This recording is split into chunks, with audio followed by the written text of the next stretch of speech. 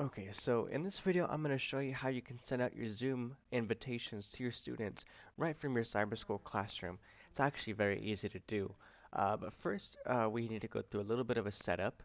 So I'm over here on Alex's test class, and I'm logged in as Alex Avila, or the teacher of this classroom. And if I hover over this Hello Alex Avila, I can access this drop down and open up the Alert Manager. And first thing I'm going to do is create a new category that I'll call Zoom Invitations.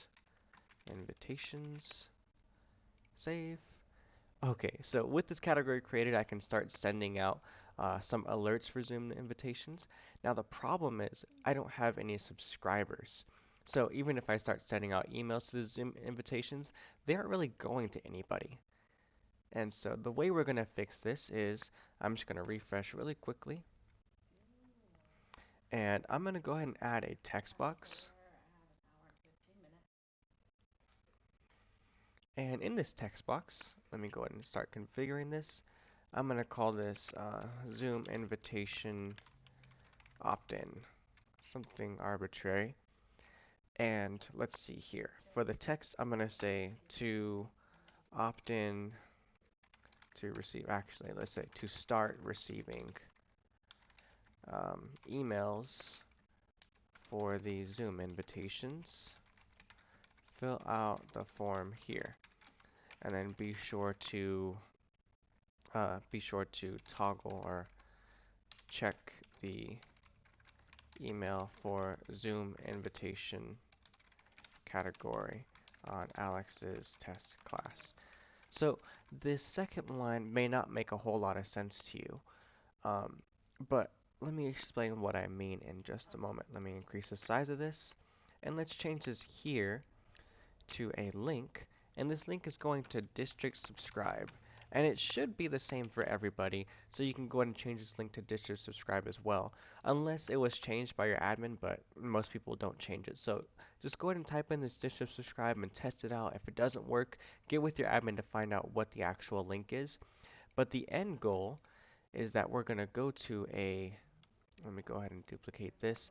We're going to go to a link we're going to link to a form, I should say. We're going to link to a form that'll allow us to actually subscribe to the website. Something that looks like this. All right, so let's go ahead and fill this out. Let's just say John Smith.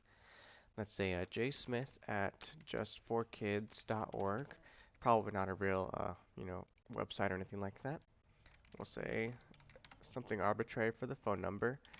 And I'm just filling this out just to show you what it's like to actually opt in for email notifications or any notifications really. You'll see we can get email and text message alerts just from signing up here. So let me click on sign up.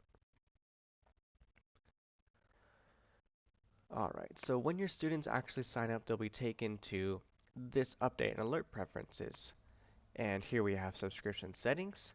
And they kind of have to know where your classroom is located. Let's say this was an elementary school classroom, so it would be underneath this elementary schools or this middle schools here. Um, it happens to be underneath the district, so I'll click on this district, click to view schools, and then I'll click on this click to see options here. All right, and now may look pretty scary, but it's actually not that bad. As a teacher, you can also put as a disclaimer to skip over this subscribe to updates and skip over this district alert categories. This is all district related stuff, not really pertaining to your classroom. Down at the bottom here, we have subscribe to classrooms or departments, and we can actually, type in, say, Alex here, and there's that Alex's test classroom. So they can actually search up your classroom from this little search bar down here. And they can go ahead and toggle this subscribe to there, and that's enough. That's actually everything that needs to happen there. However, they can go ahead and click on this little pencil here to go into more detail about what they want to subscribe to. Here's the subscribe to updates again, and this is for your classroom, and it even tells you subscribe to get an email when new calendar items have been created. And this is just if they want to be notified about any new calendar events or any new news articles that you post or anything like that. But all that's actually required is this Zoom invitations email is checked off or toggled on, I should say. That's all that's really required there. even though clicking that subscribe is just enough, is enough for them to actually do. So I'm going to go ahead and exit out of this. And then over in account preferences, I'm just going to save the settings here. And that's all they need to do. After that, let me go ahead and refresh the classroom page. After that, we can see now in the alert manager that we have the John Smith subscriber. So let's just say we just have the one student there. Let me go ahead and go into Zoom invitations, create the alert, and then toggle on email.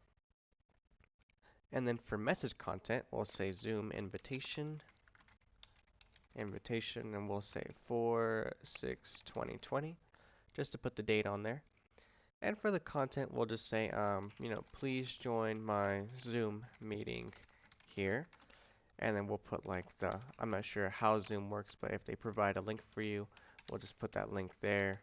Something arbitrary. I'm not sure how Zoom works exactly, but I'm assuming it's something like this. And then we could just hit send.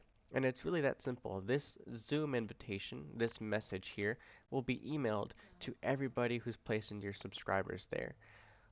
And it's really that simple to send out some email notifications.